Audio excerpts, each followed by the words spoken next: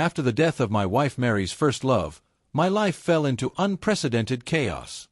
Mary, who called herself Dink, unexpectedly became pregnant using his frozen embryos without permission. Later, she posted a heartfelt tribute on her social media, expressing her true feelings. "Even if you have left, you must leave your final mark in this world." This post instantly caused a stir, and everyone was watching closely to see how I, as her husband, would react. I simply left a calm comment in the comments section, asking, "With such deep feelings, why not remain a widow for him?" After posting this comment, I turned off my phone, bought a ticket for the next international flight, and escaped from this place that troubled my heart. Walking on the streets of New York, I finally reopened my phone. Sure enough, Mary's call came in immediately. "Where have you been? Why didn't you answer the phone?" As soon as the call connected, she bombarded me with questions. I replied in a flat tone, "I'm abroad. The phone is turned off." This sentence seemed to ignite her anger in an instant, and she shouted loudly, "Don't you know I'm pregnant? How could you run off to another country by yourself? Don't you have any sense of responsibility as a man?" I couldn't help but find it somewhat amusing. She always habitually scolded me, even though the child in her womb wasn't mine at all.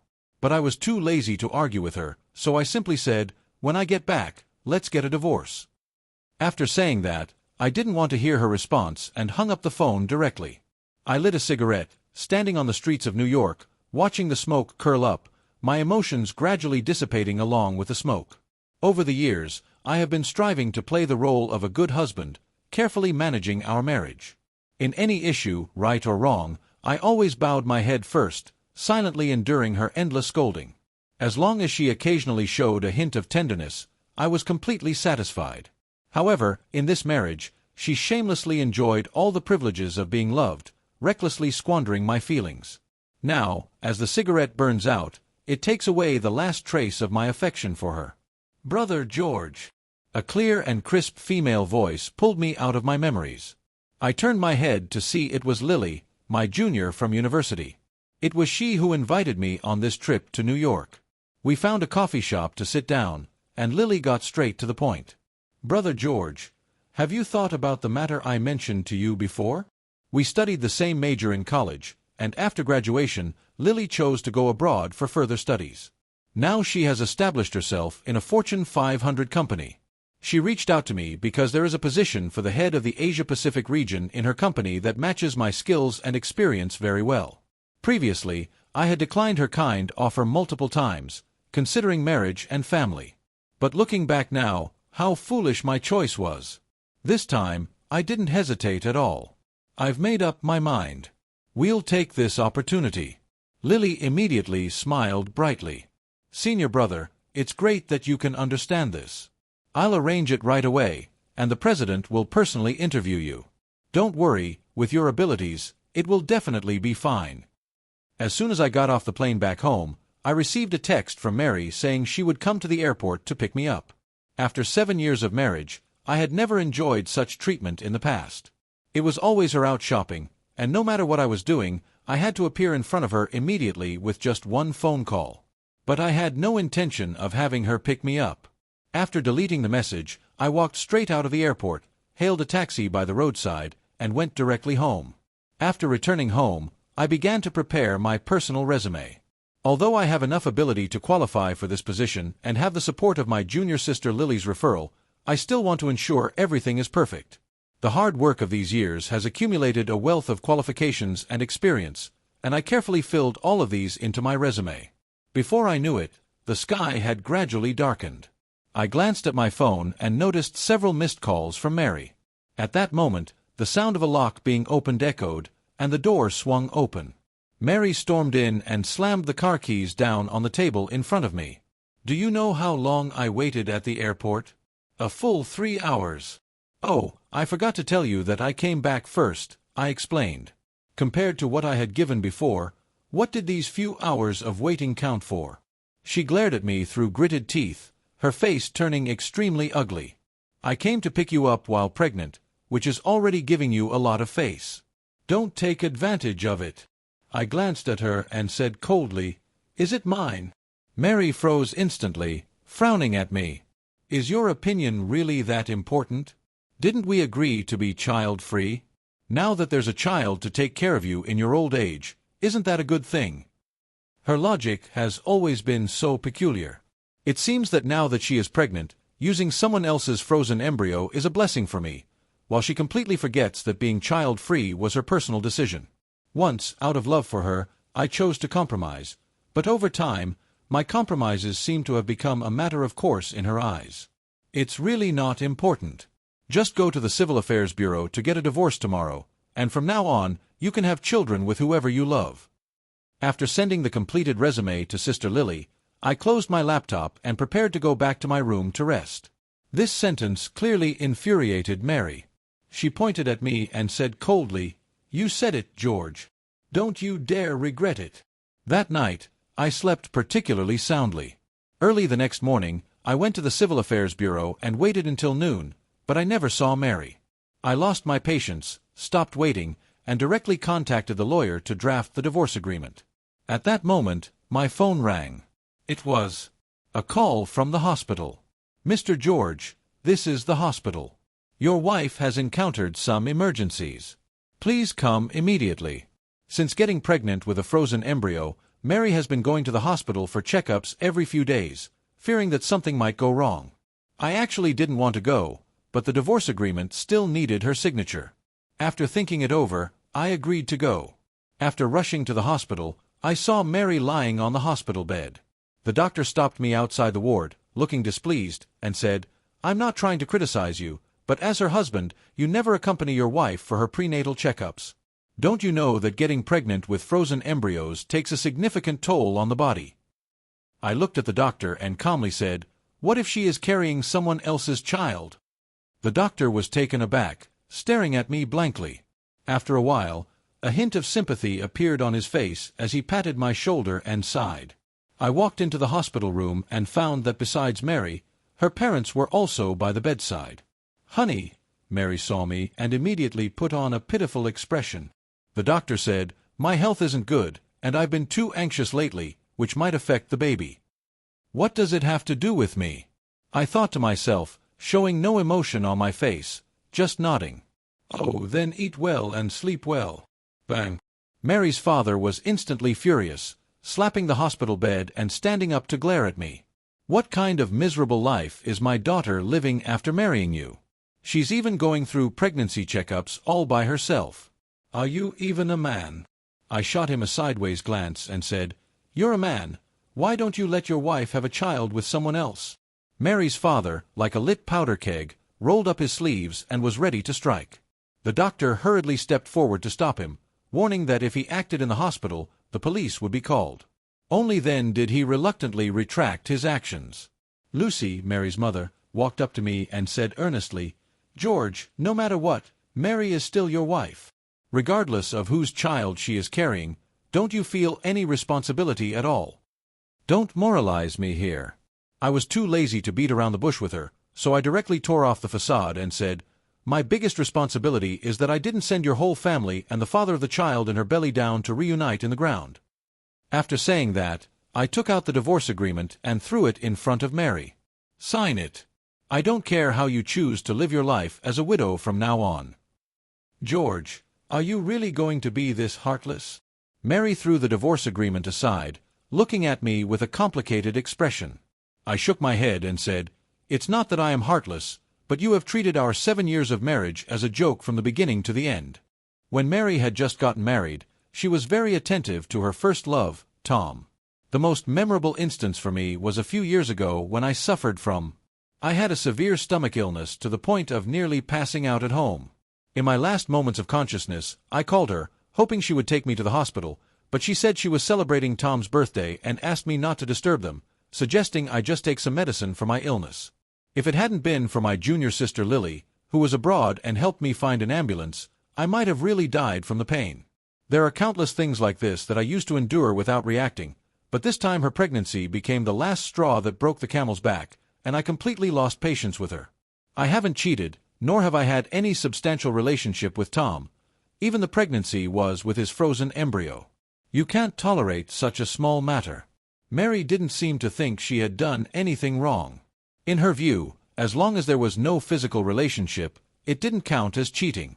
I said coldly, when you were with me, you repeatedly said you were child-free, that not having children was your bottom line. How was it that as soon as Tom died, your bottom line was so easily broken? Mary held her neck stiffly, her face flushed red, and she defensively argued, Tom is already dead. Why are you being so petty? Even though I'm carrying his child, I still love you. I was amused by her words and completely lost interest in continuing the argument with her.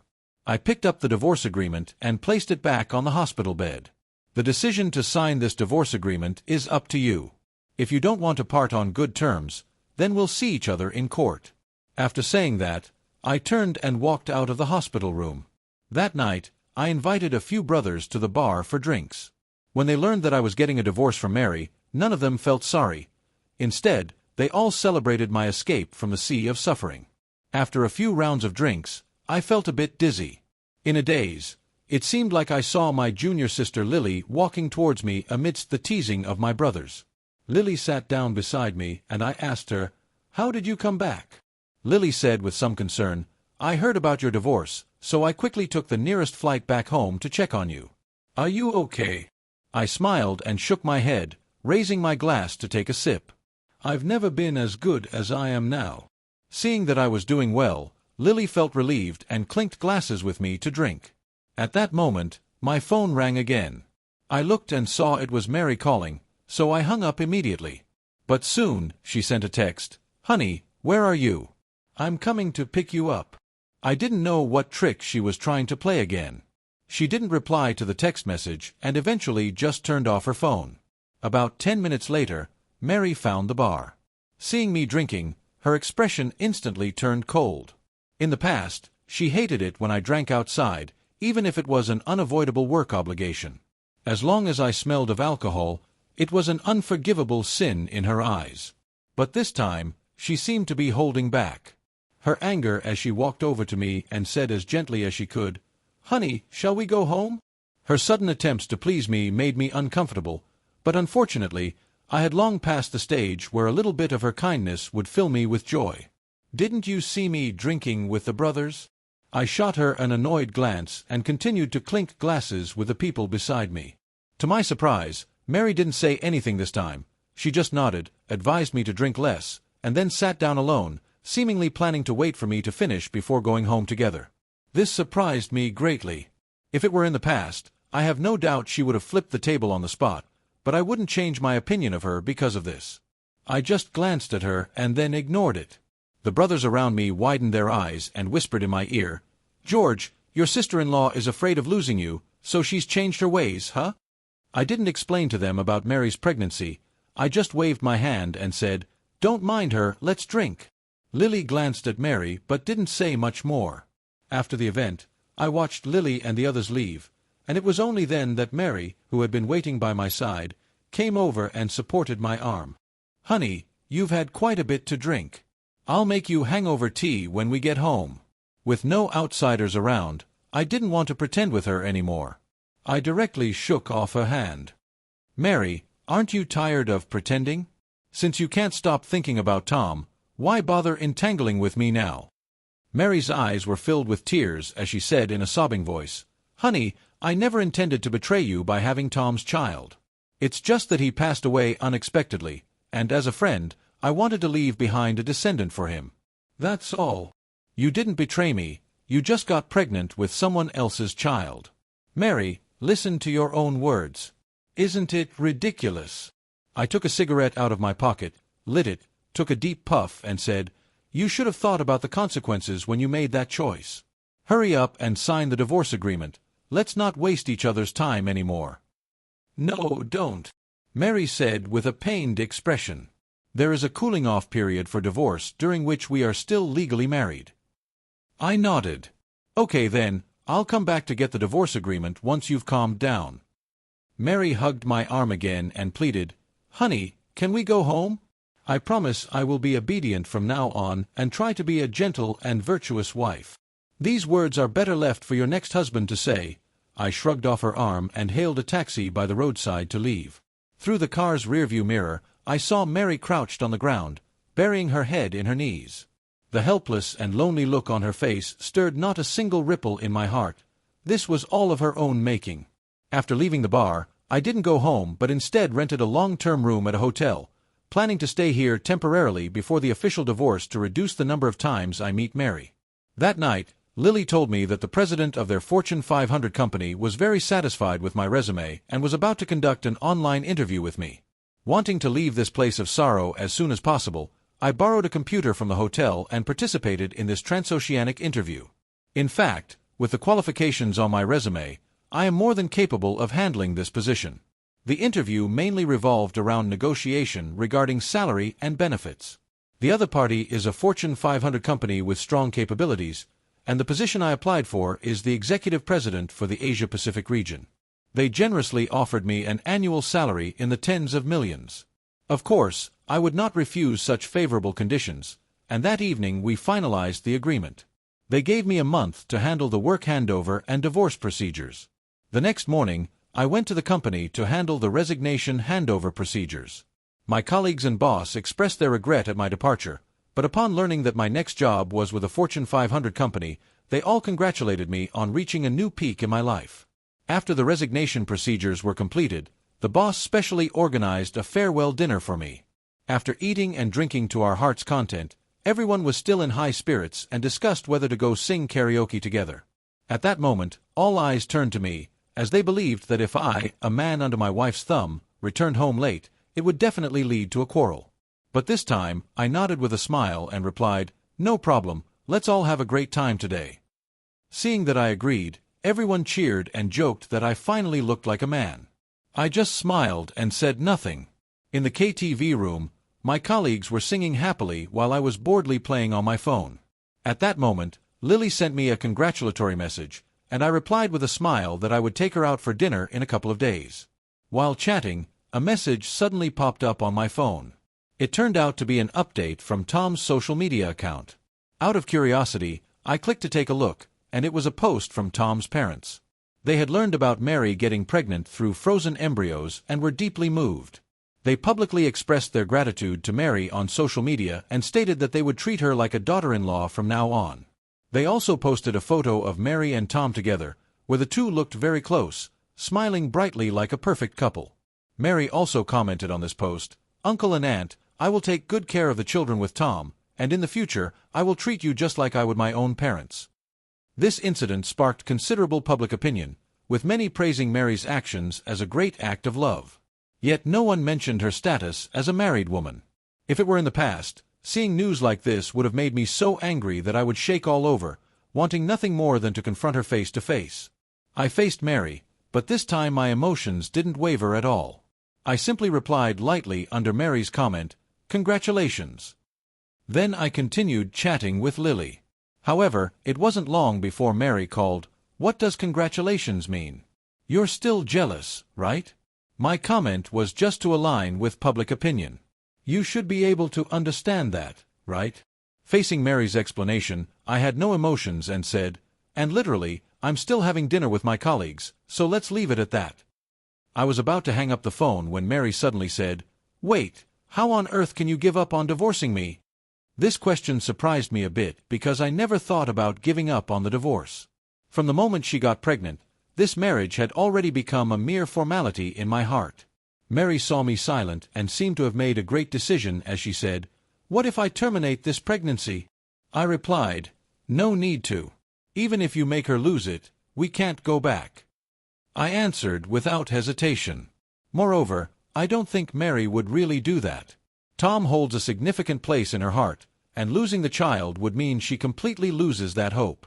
Besides, this matter has already stirred up such huge public opinion. If she really were to terminate the pregnancy, she would likely be drowned in overwhelming criticism. What she said was merely a way to test my feelings to see if there was still a trace of affection for her. Mary, on the other end of the phone, was silent for a long time and finally said, "Can you come back tonight? I want to talk to you." I didn't think much and refused. "There's nothing to talk about between us except for the divorce. Please, I know I was wrong to you before. Before the divorce, can you at least give me a chance to apologize?" Okay, Mary's attitude was very sincere, her voice tinged with tears. To expedite the divorce process, I considered for a moment and agreed. Okay, not a simple word then. I'll wait for you. After hanging up the phone, my mind was completely elsewhere, and after a brief explanation, I hurriedly said my goodbyes. Instead of going directly to the appointment, I took a taxi to the seaside. Sitting on the rocks by the sea, I lit a cigarette, and my thoughts involuntarily drifted back to the past. It was here that Mary and I established our romantic relationship. It was a beautiful summer night, and I had carefully prepared a romantic fireworks show to confess my feelings to her. At that time, we only had eyes for each other. Our love was pure and beautiful, as if having each other meant having the whole world. But later, when she learned of Tom M's return to the country, everything changed. Our love was like the fireworks that burst in the night sky and gradually faded away, slowly losing its brilliance as the smoke faded away. I stood up and silently bid farewell to this sea that carries my memories, also waving goodbye to my former self and that past. After taking a taxi back home and pushing the door open, a wave of delicious food aroma greeted me. Mary was busy in the kitchen. In the kitchen, where she was wearing an apron, she saw me, smiled, and wiped her hands. "Come wash your hands and eat. I made a lot of your favorite dishes." Watching her bring dish after dish to the table, I was somewhat surprised. It had been so long since she had cooked for me that I had almost forgotten she had such skills. When we had just married, she was gentle and virtuous, often preparing a lavish dinner for me after I got off work. But ever since Tom appeared, such scenes have become a thing of the past. "I've already eaten outside," I said directly. "If you have something to say, hurry up and say it." Mary put away her apron, tied up her hair, and pulled me to sit down at the dining table. "It's been a long time since I cooked for you, so at least give it a try." The dishes on the dining table looked exquisite, clearly showing that she had put in a lot of effort to prepare them. However, can this belated thoughtfulness still make a difference? Mary brought me the bowl and chopsticks and thoughtfully served me food, pushing the bowl in front of me. In an instant, the familiar aroma evoked memories of the past. Once, she would also serve me rice like this, smiling and saying, "Honey, from now on, you work hard outside to earn money for the family, and I'll be your strongest support at home." At that time, my heart was filled with happiness. I would gently rub her nose and softly respond, "Okay, my dear husband will work hard to earn money and give you a lifetime of happiness." But for the next few years, I worked tirelessly for this promise, often working late into the night, almost without a day off all year round. Yet, I never saw such a warm scene at home again. As my thoughts settled, I looked at the food in the bowl and gently pushed it away, saying, "I don't eat onions." Mary didn't mind and continued to serve the dishes, smiling as she said, "Oh, I made something really delicious. You should give it a try." I shook my head. "You must have forgotten, I'm allergic to onions." She really hasn't cooked in a long time and even forgot about my dietary restrictions. Mary paused in her action of serving food, looking at me a bit awkwardly. "I'm sorry," she said. Then I interrupted her explanation and calmly said, "Actually, you don't need to do this. It won't change anything." "No, it can't be changed. I've thought it through." Mary suddenly became a bit agitated. "What you mean is that I'm willing to get pregnant for Tom, but not for you, right? And willing now, honey? After this one is born, there'll be another one for you. Let's not get divorced, okay?" Saying this, she lunged into my arms and even took the initiative to unbutton her clothes. I immediately pushed her away, stood up, and looked at her with a complicated expression. "You should understand that from the moment you used the frozen embryos, there was no turning back for us." "Honey, I was wrong," Mary cried, her sobs choking her voice. "I just wanted to leave a child for the deceased Tom. You used to indulge me in everything, and I thought this time you would indulge me. I thought, yes, in the past I really did go along with everything she wanted. On our 3rd anniversary, I had reserved a restaurant, baked a cake myself, and bought her the gift she had always wanted. But I waited all night at the restaurant, and she never showed up. Later, she explained that Tom had been fired from his job that day, and she spent the whole day comforting him from beginning to end. My feelings were cast aside by her. Mary was still crying, her shoulders trembling. Once, I could hardly bear to see her shed tears. My heart would ache as if it were being cut by a knife, and I wished I could hold her in my arms immediately. But now I know that some people's hearts cannot be warmed. I took out a tissue and placed it in front of her. Wipe it yourself. I have nothing else to say, so we'll be leaving now. Don't go. Mary hugged me from behind. Stay with me just tonight, okay? Her body was warm, and that familiar faint fragrance was the scent I once cherished the most. But now I just wrinkled my nose, pulled her hand away, and walked out of the house without looking back. The next evening, I arranged to meet Lily, planning to treat her to dinner as a token of my gratitude. If it weren't for her, I might not have had such a great job opportunity. Brother George, I knew you could do it. Lily looked at me with a sweet smile, raising her glass to toast with me. I also smiled and clinked glasses with her. From now on, we'll be counting on you to take care of me while I'm abroad. No problem. You have always helped me when we were at school, and in the future, when we go abroad, we can rely on each other. After Lily finished speaking, she seemed to realize that her words had some ambiguity, and her cheeks turned slightly red. I didn't pay much attention to it. I just smiled and brushed it off. Lily asked me again, "What plans does Brother George have recently?" She knew I was dealing with a divorce, but it wasn't appropriate to ask directly. I also didn't plan to hide it, so I said directly, "I intend to sell this house and buy a new one for my parents in our hometown. I don't plan to come back to this city in the future." Lily nodded. "All right, I know some friends who are real estate agents. I can ask them for you." "Then it'll trouble you with that." We had a few more drinks until both of our faces were a bit flushed, and then we got ready to call it a night. Stepping out of the restaurant, I suddenly noticed a crowd gathered in the square outside, where it seemed candles had been arranged in a heart shape. Lily's curiosity was piqued, and she pulled me closer to take a look. "Brother George, isn't that your wife?" Lily pointed at the woman standing in the middle of the candles, her face filled with surprise. I looked up, and sure enough, it was Mary. She was wearing a pure white wedding dress, standing in the candlelight, holding a bouquet of fresh flowers. "Hello, everyone. Today I stand here to confess my feelings to the man I love the most and also to apologize to him." Mary said to the crowd, with a prepared speech and microphone, "I have made many mistakes in the past, and recently I have made even bigger ones. But it is precisely these things that have made me realize that the person I love the most is always just him. When I finally understood, it was already too late. I had broken his heart, and now he just wants to divorce me. So I came here today to ask everyone to be my witness. I want to win him back, to propose to him again in the way he originally proposed to me, hoping he can give me a chance to restart our relationship." A woman's initiative always easily evokes sympathy from others, and soon people around began to cheer for her and encourage her courage. "Brother George, what should we do?" Lily looked at me. I frowned and said, "It's boring, let's go." But just as I was about to leave, Mary seemed to spot me in the crowd and called out my name directly. "George!" The people around us quickly made way, and Mary walked towards me in her wedding dress, a look of anticipation on her face. "Did you hear what I just said?" I nodded. Mary immediately raised the flowers and handed them to me. "Then can you forgive me? As long as you forgive me, I can go to the hospital for an abortion right away. I've realized that Tom is already dead, and you are the only person who matters to me. I want to have a child for you."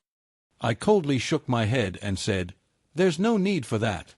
Since you've already betrayed me, don't betray him again. After making your choice, just stay loyal to him and raise his children well." Just then, it suddenly started to rain from the sky without any warning. The crowd that had gathered quickly dispersed, and soon the square was left with just me, Mary, and Lily, who was waiting nearby. The rain poured down, instantly soaking us.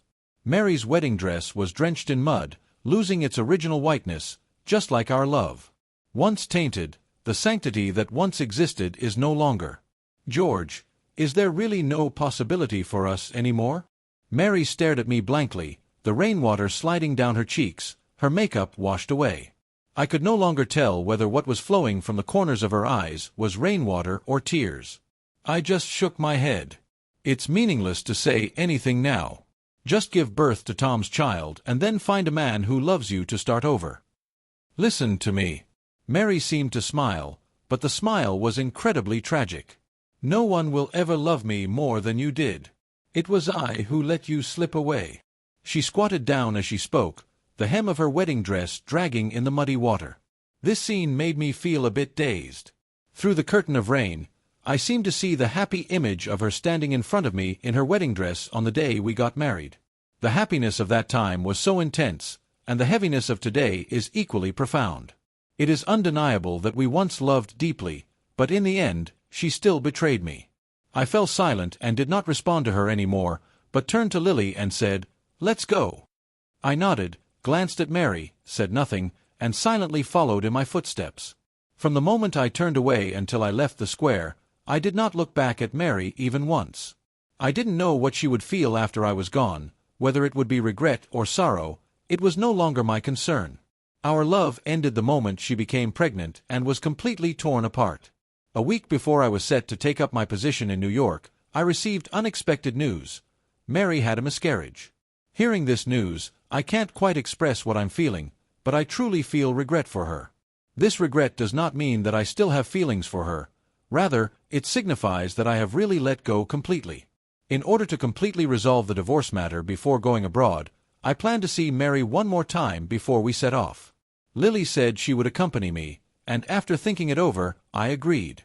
It was still the same doctor from last time who received us. He glanced at Lily beside me and said helplessly, "I shouldn't interfere in the feelings of young people, but you at least need to take responsibility for your own bodies." The doctor told me that Mary caught a high fever due to getting caught in the rain during her pregnancy, which affected the child in her womb. After her fever subsided, she discovered that she had already miscarried. Moreover, due to her already poor health combined with recent anxiety and the miscarriage, following this serious illness, she has completely lost her ability to conceive. Hearing this, my feelings were extremely complicated. In the end, she lost everything, which can be seen as fulfilling her original intention of being child-free. After thanking the doctor, I pushed open the door. Mary lay on the hospital bed, her face even paler than last time, her eyes blankly staring at the ceiling, showing no emotion. But the sound of my footsteps still caught her attention. Her eyes brightened slightly, but when she saw Lily beside me, that glimmer disappeared in an instant. Her parents were also in the hospital room, and her father immediately flew into a rage when he saw me. "How dare you show your face here? If it weren't for you, my daughter wouldn't have had a miscarriage. Now she can never get pregnant again. You have ruined her life." Tom always habitually ignores Mary's faults and shifts all the blame onto me. I didn't want to argue with him, but unexpectedly, Mary spoke up for me. "Dad, don't blame him. It's my own doing. What time is it, and you are still speaking up for him?" Mary took a file folder from the bag by the bed and handed it to me. "Inside is the divorce agreement. I've already signed it, and I've moved all my things out of the house. I've also returned the keys to you." I took the file bag, understanding that she had finally recognized her mistake, but it was all too late.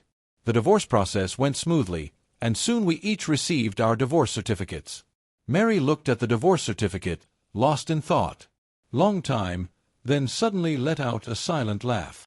"It feels like a dream. I used to think that no matter how willful I was, you would never leave. But now, as she spoke, she began to choke up. That I sigh, let's not talk about the past anymore. Respect and love are mutual. No one is indispensable. I hope you can understand this principle and treat the next one a little better." She fell into silence, and just like that, we walked in different directions in silence. I know that we may never truly let go of each other, even if we each pursue happiness again. This past will be like a thorn piercing our hearts. It will fade with time, but it will never disappear. A week later, I went to New York for work. Due to my job, I often traveled back and forth for business, but I never returned to that city full of memories. The house that held our 7 years of memories had long been sold. Perhaps it will welcome a new owner, witness new love, and accompany them in growing old together, just as I once hoped on every quiet night. I can't help but think of that past, but every time this happens, Lily is always silently by my side. She spoke little, simply accompanying me quietly, and gradually our souls formed a special bond. Later, Lily and I got married. Our life after marriage was happy and fulfilling, and the impact of that thorn on me became smaller and smaller. I believe that one day it will completely disappear from my life. Mary, like a passerby in my life, left a deep mark before disappearing without a trace. Perhaps she has already left this city to start anew in some corner of the world, or perhaps she remains trapped in guilt, unable to extricate herself, spending the rest of her life in a daze. As for me, perhaps on some future morning, I will suddenly remember her name, but it will only be a memory. We have left shadows in each other's lives, but no matter how deep the shadows are, they will eventually dissipate under the shining morning sun.